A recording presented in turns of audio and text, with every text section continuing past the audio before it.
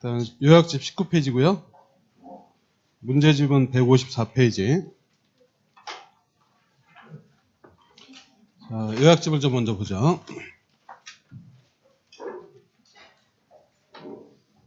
도시개발 사업 흐름만 좀 잠깐 체크하고 보죠.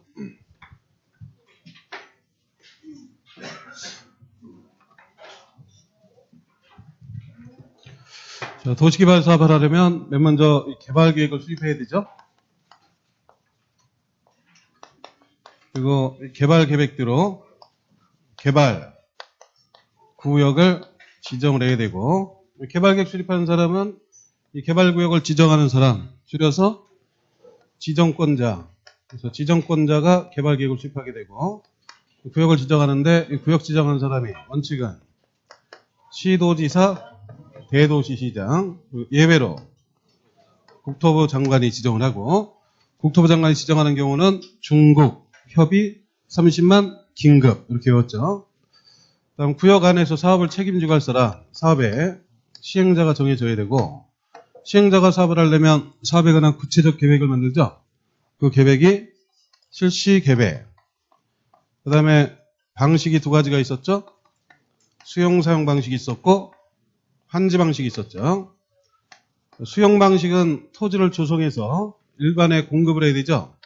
공급 계획. 환지 방식은 공급하는 게 아니라 토지를 바꿔야 되죠. 토지 바꾸는 계획. 환지 계획을 각각 정하고 계획대로 사업을 시행을 하게 되죠. 그리고 공사가 다 끝나면 실시 계획대로 사업이 잘 됐는가 확인해 봐야 되죠. 준공검사, 그다음에 공사 완료의 공고. 그리고 이 사업 시행 과정에서 시행자가 가지는 권한들이 있었죠. 일단 수용 방식 때는 토지를 수용할 수 있게 되고, 그다음에 수용을 하면서 대금을 줘야 되는데 대금을 현금 안 주고 채권, 네, 토지로 상환하죠. 토지 상환 채권을 발행할 수가 있고, 그다음에 매각 대금을 미리 받죠. 선수금을 받을 수가 있고, 그다음에 조성 안 된 토지 원형지를 공급할 수 있는 그 정도를 두고 있고, 환지 방식으로 사업을 할 때는 그 환지를 미리 가서 사용할 수 한 게 있죠. 환지 예정지. 공사가 이제 끝나고 환지 방식으로 사업을 했을 때는 준공사 받고 나서 60일 안에 토지 바꾸는 처분, 환지 처분을 해야 되죠.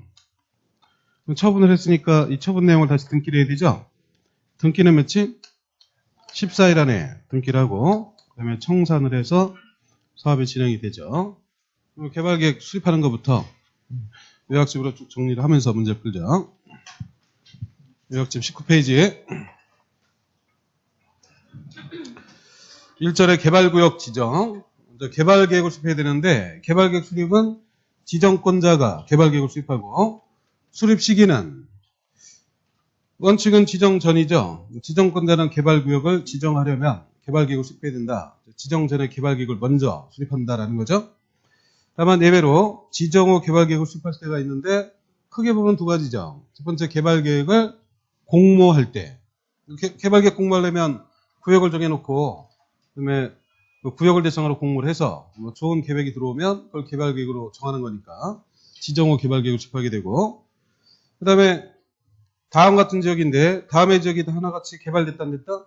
개발이 안 된 미개발지죠. 미개발지니까 땅값이 싼데 계획을 먼저 만들다가 소문나서 땅값 뛰면 사업하기 힘드니까 구역을 먼저 정하고 땅부터 다 사서 개발계획은 천천히 만드는 거죠. 그러니까 미개발지가 자연녹지, 생산녹지, 도시 외의 지역인데, 여기는 뭐가 있으면 안 된다? 보전녹지가 여기 들어가 있으면 안 되죠. 보전녹지는 아예 사업 대상이 아닌 거고. 그 다음에 두 번째, 주상공 면적합계가 몇 프로? 30% 이하인 지역. 그러니까 개발 안 된 지역이 훨씬 많다 이런 얘기죠. 그 다음에 국토부가 지정할 때는 지정 전이나 지정 후나 마음대로 하는 거죠. 그 다음 개발계획 수립하면서 동의받는 게 있죠. 토지 소유자 동의. 수용 방식일 때는 동의받을 필요가 없죠. 환지 방식으로 개발계획 수립할 때 동의받아야 되는데, 동의 기준이 토지 면적에 3분의 2, 토지 소유자 총수 2분의 1 이상의 동의를 각각 받아야 된다.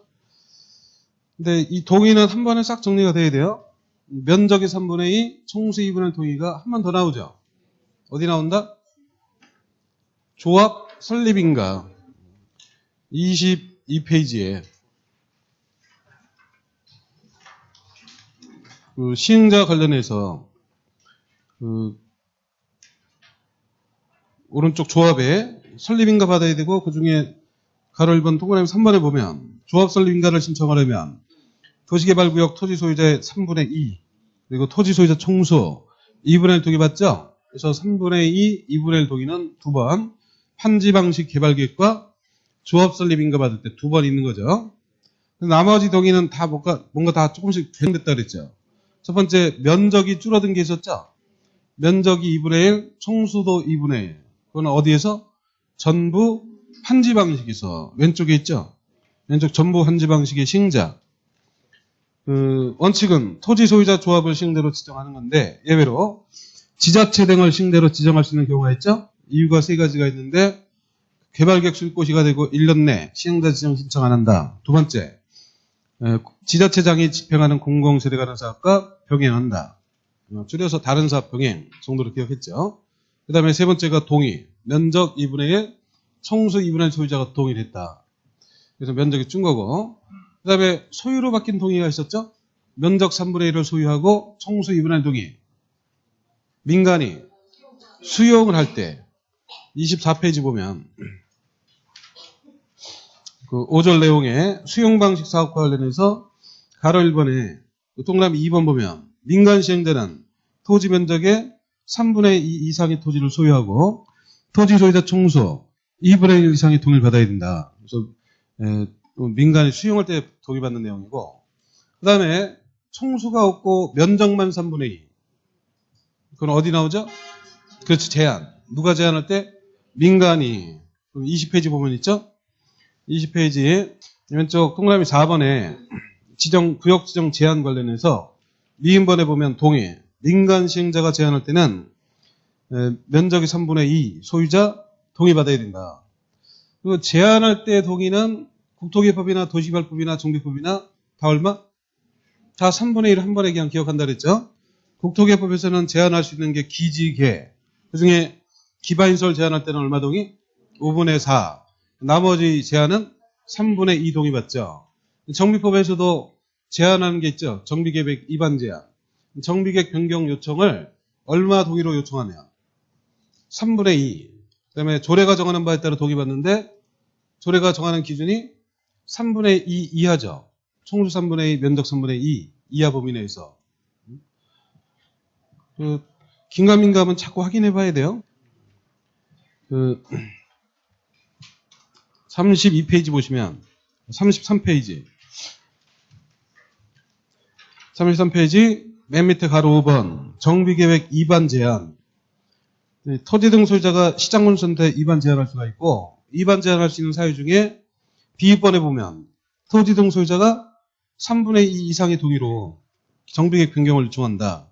그리고 2번에 토지 소유자 3분의 2, 면적이 3분의 2 이하 범위 내에서 조례가 정하는 비율 이상으로 동의를 받죠.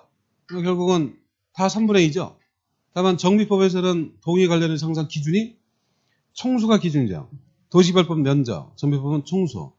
그래서 동의는 한 번에 좀 딱 정리를 하시고 다시 19페이지로 와서 그래서 한지방식 개발계획 수립하니까 이렇게 면적 3분의 2 총수 2분의 1 동의 받아야 되는데 그 동의 산정 기준으로 면적은 국공유지 포함이다 제외다? 포함된 면적의 3분의 2죠. 그 다음에 총수 산정을 할 때 공유는 한 명으로 봐야 되는 거죠. 그 대표 경우자 한 명만 할 소유자로 보는 거고 그 다음에 공유라도 구분 소유는 각각을 소유자로 선정하는 것이고 그 다음에 공람 공고일 이후에 토지가 분할돼서 소유자 수가 늘었다. 이때는 공람 공고일 전을 기준으로 선정을 해야 되고 그 다음에 동의받는 순서가 사유지와 국공유지 중에서 사유지에 대해서 먼저 동의받는 거죠. 사유지에 대해서 동의받고 요건이 미달되면 그때 국공유지관리청 동의받죠. 다음 동그라미 2번에 시행자가 누구면 동의를 안 받는다? 국가나 지자체면 동의받을 필요가 없죠. 다음 오른쪽 가로 4번 개발계획 내용. 개발계획은 사업의 틀